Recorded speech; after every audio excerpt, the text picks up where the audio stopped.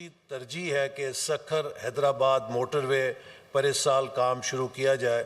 اور ساتھ ہی ساتھ کراچی حیدرآباد موٹر وے کی نئی الائنمنٹ کی فیزیبلٹی پر بھی کام ہم جلد شروع کر رہے ہیں تاکہ جو موجودہ کراچی حیدرآباد موٹر وے ہے وہ کنجیشن کی وجہ سے اب ایک ہائی وے میں تبدیل ہو چکی ہے۔ تو یہ بھی حکومت کی خواہش ہے کہ ہم کراچی سے حیدرآباد ایک نئی الائنمنٹ بنائیں جو کہ پھر پورٹ کو بھی ہمارے بندرگاہ کو بھی ایک مستقل آؤٹ لیٹ دے تاکہ آسانی کے ساتھ پورٹ کی ٹریفک بھی اپ کنٹری جا سکے۔ اور پھر ایکوٹی ایتھکس اینڈ امپاورمنٹ جس کے اندر تعلیم، صحت اور آبادی کے بڑھنے کا جو شعبہ ہے، چونکہ ہم پاکستان میں دیکھ رہے ہیں کہ 2017 کے بعد سے آبادی گھٹنے کی بجائے بڑھنا شروع ہو گئی ہے۔ 2.4% سے آبادی بڑھنے کی شرح 2.55% ہو گئی ہے، اور اگر اس شرح سے ہم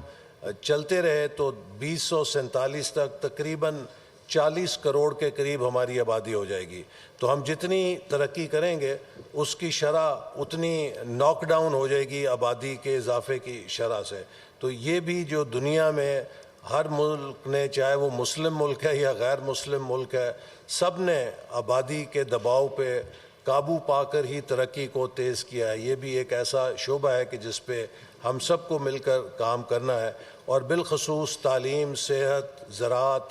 اور آبادی کا پھیلاؤ، یہ وہ شعبے ہیں جو صوبوں کے دائرۂ اختیار میں ہیں۔ لہٰذا ہم چاروں صوبوں کے ساتھ مل کر کوشش کر رہے ہیں کہ ایک شراکت داری کی جائے، پارٹنرشپ کی جائے، جس میں ہر صوبہ بھرپور طریقے سے اپنا کردار ادا کرے تاکہ ہم اپنے قومی ترقی کے اہداف حاصل کر سکیں۔ تو اس مقصد کے لیے آج کی جو ورکشاپ ہے، اس میں شکر گزار ہوں صوبہ سندھ کی حکومت کا کہ انہوں نے کراچی سے، صوبہ سندھ سے ایکیڈمیشنز کو، سرکاری جو افسران ہیں، جو نجی شعبہ ہے، جو سول سوسائٹی ہے، سب کو نمائندہ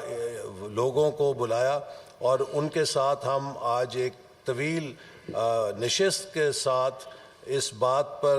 ایک لائحہ عمل بنائیں گے کہ کس طرح ہم صوبائی حکومت کے وسائل، صوبائی حکومت کی حکمت عملی اور پاکستان کا جو ڈیولپمنٹ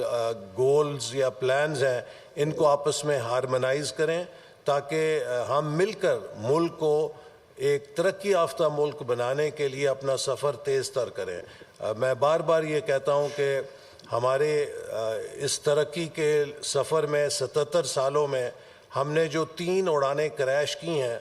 اب یہ 4تھی اڑان ہے جس کو ہم بھرنے لگے ہیں۔ پاکستان میں الحمدللہ مہنگائی کی شرح 38% سے گر کر 4% سے کم ہو گئی ہے۔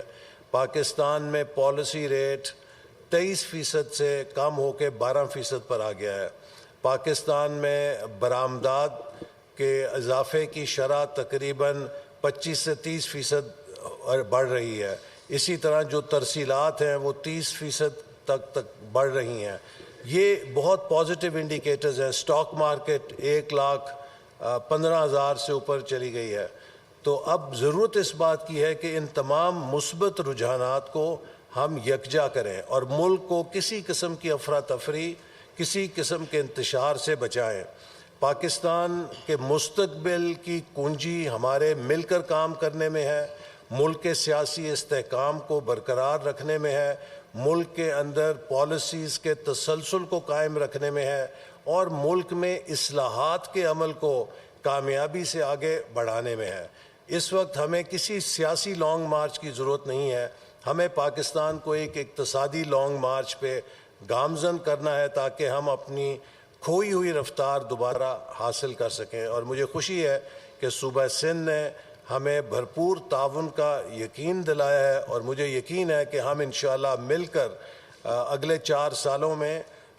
نہ صرف پاکستان کے لیے مل کر کامیاب